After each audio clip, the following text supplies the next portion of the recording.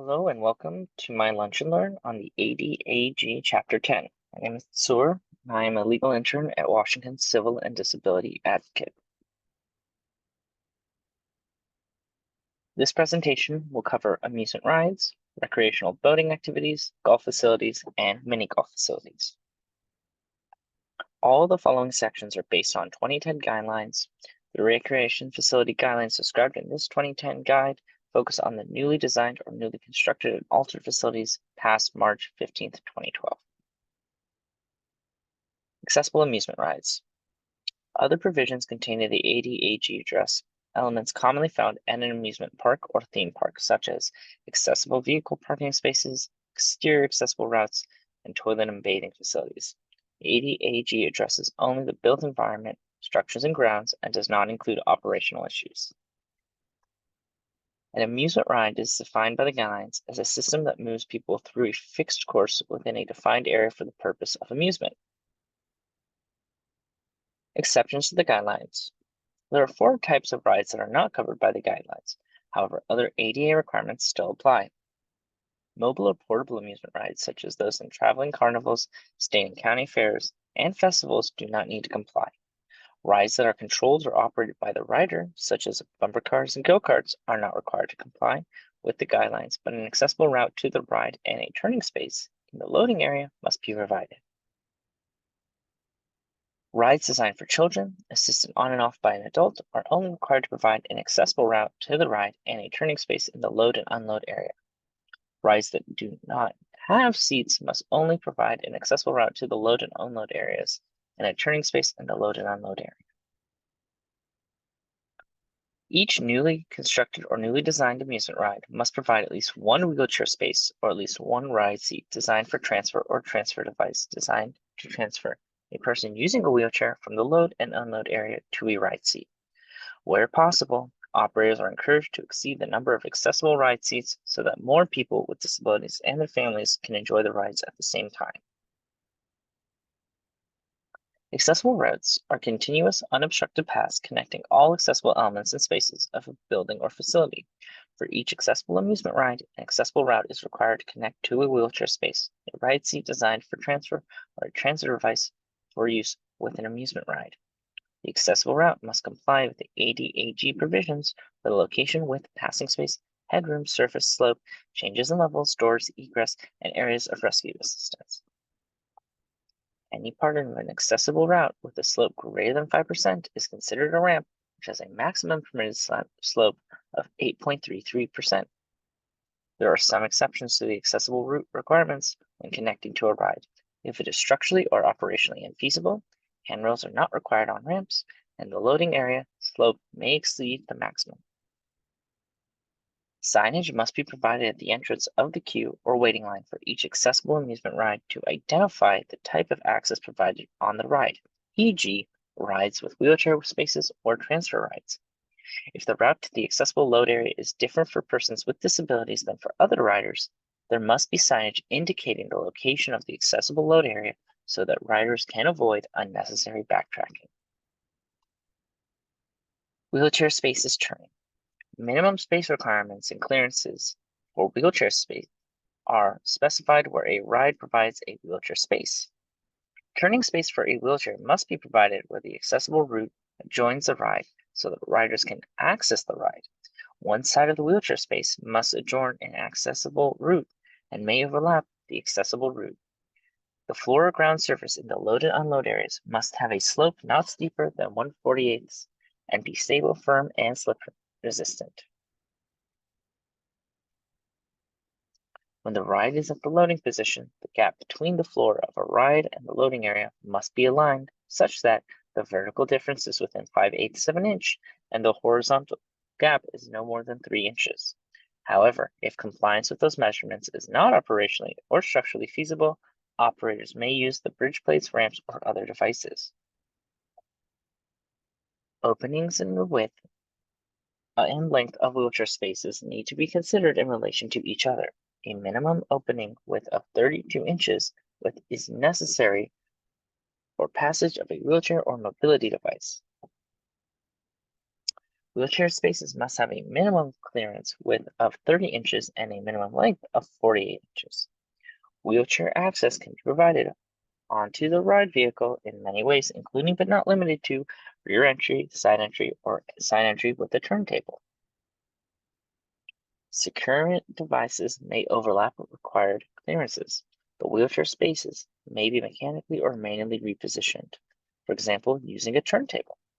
There is no clear headroom requirement for wheelchair spaces on the ride since many rides move through confined spaces. The 80-inch minimum vertical clearance requirement remains for circulation areas and accessible routes in the queue, line, and load and unload areas. If the wheelchair space can only be entered from the side, the ride must be designed to permit sufficient turning space for people using a wheelchair or mobility device to enter and exit the ride. Designers must consider the position of the opening in relation to the wheelchair space and add clear space and larger openings as necessary. There may be some protrusions into wheelchair spaces on rides, but not into circulation areas, accessible routes, or load and unload areas, as can be seen in the diagram. Where an amusement ride is designed for transfer, it is expected that someone will transfer only once from a wheelchair or mobility device to the ride seat. Amusement ride seats designed for transfer should allow individuals to make independent transfers to and from their wheelchairs or mobility devices.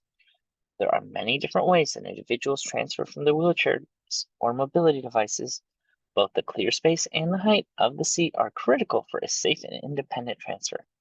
When greater distances are required for transfer, consideration should be given to providing gripping surfaces, seat paddings, and avoiding sharp or protruding objects. Seats designed for transfer require clear floor space, transfer height, and transfer entry, as seen in the diagram up on screen. Operators and designers have flexibility in developing systems that will facilitate individuals to transfer onto amusement rides. These systems or devices should be designed to be reliable and sturdy. Designs that limit the number of transfers required from one wheelchair or mobility device to the ride seat are encouraged, as can be seen in the diagrams on screen.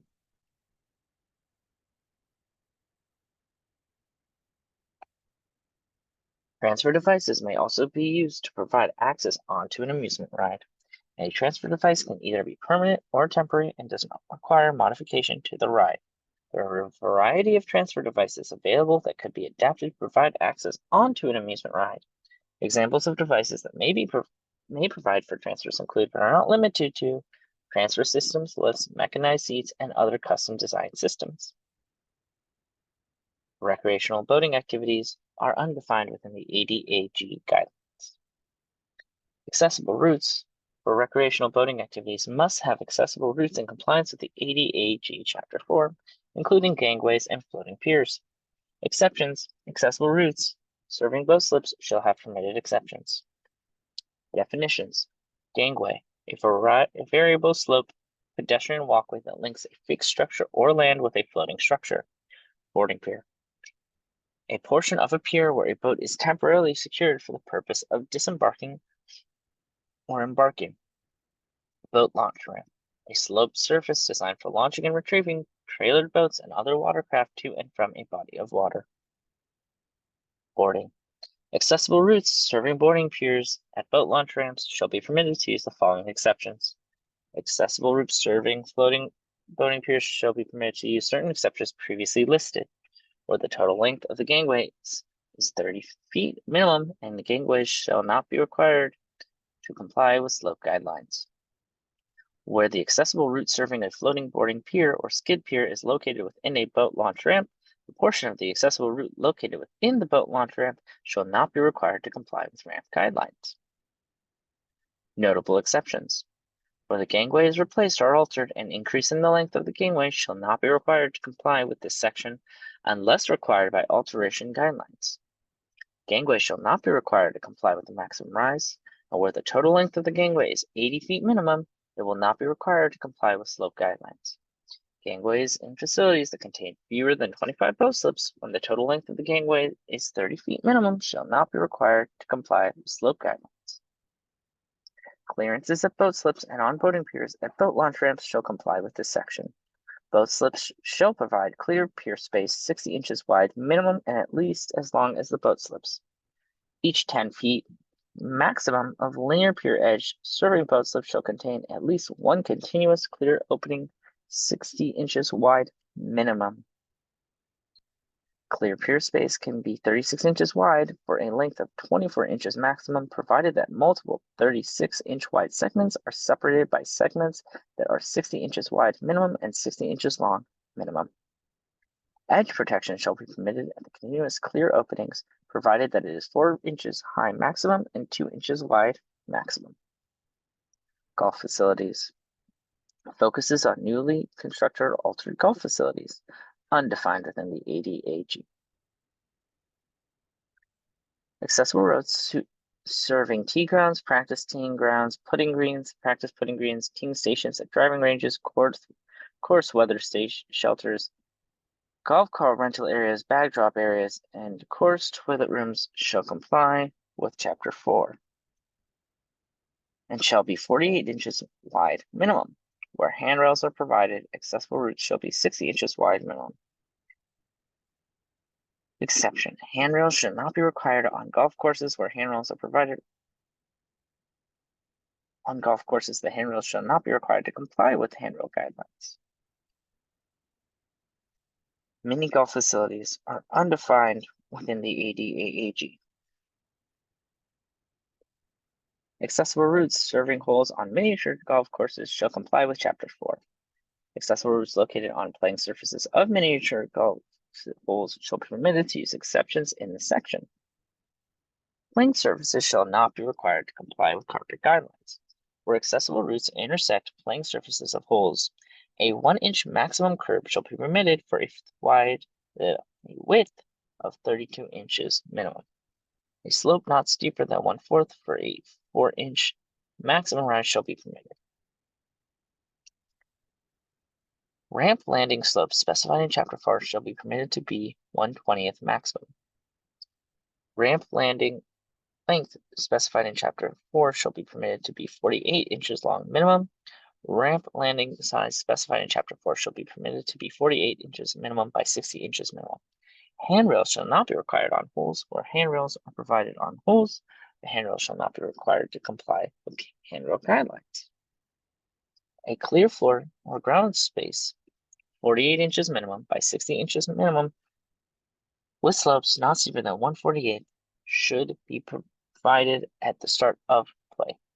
All areas within the holes where golf balls rest shall be within 36 inches maximum of a clear floor space or ground space 36 inches wide minimum and 48 inches long minimum, having a running slope not steeper than 1/20th. The clear floor or ground space shall be served by an accessible route. Thank you very much for your time. Have a great day.